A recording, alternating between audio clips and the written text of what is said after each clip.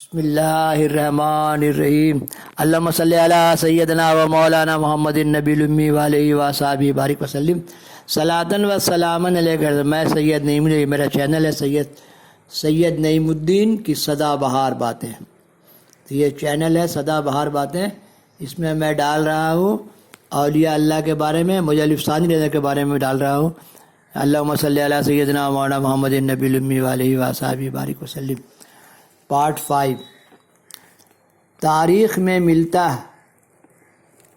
تاریخ میں نہیں ملتا، ان سے بھی آپ تعلیم حاصل کرتے رہے۔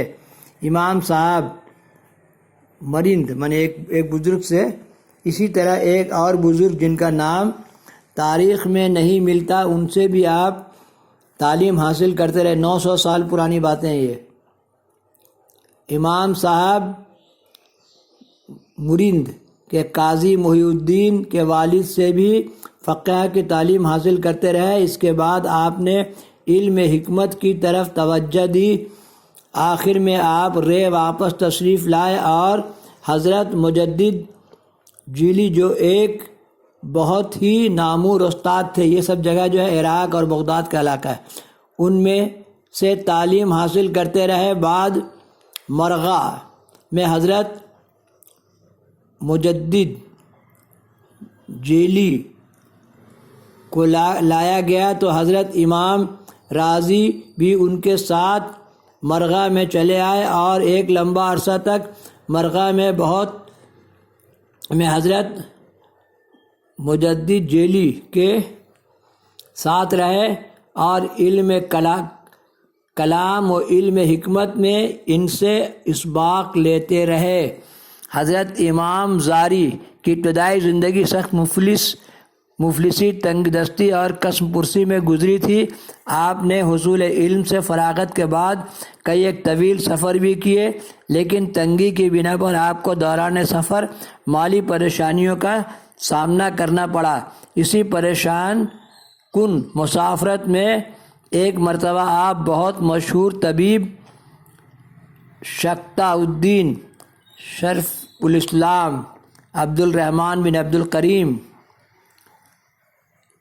السرخی کے مہمان ہوئے۔ انہوں نے آپ کو نہایت تعظیم و تکریم کی اور بہت خاطر و مدارت انواع و اقسام کے طعام سے کیا، کھانے کھلائے۔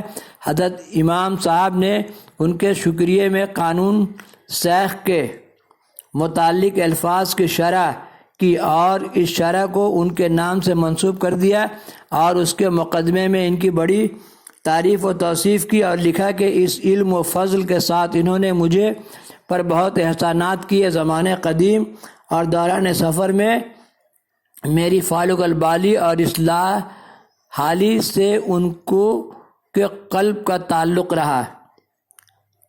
خوارزم اور ماوار النہر کے سفر کے بعد امام صاحب کی غربت و تنگ دستی کا دور ختم ہوا۔ دیکھیے، سفر کرنے سے بھی تنگ دستی ختم ہوتا ہے، کیونکہ کہا جاتا ہے کہ کام نہیں ہو تو ہتھیار بدل دے، صحت ٹھیک نہیں تو جگہ بدل دے، اور مالی تنگی ہو تب بھی جگہ بدل دینا چاہیے۔ ہاں، شفا نہیں ہو تو طبیب بدلے، اور مالی تنگی ہو تو جگہ بدل دے۔ ماوار النہر سے واپسی کے بعد آپ کے دروازے پر فالق البالی اور دولت نے دستک دینا شروع کر دی۔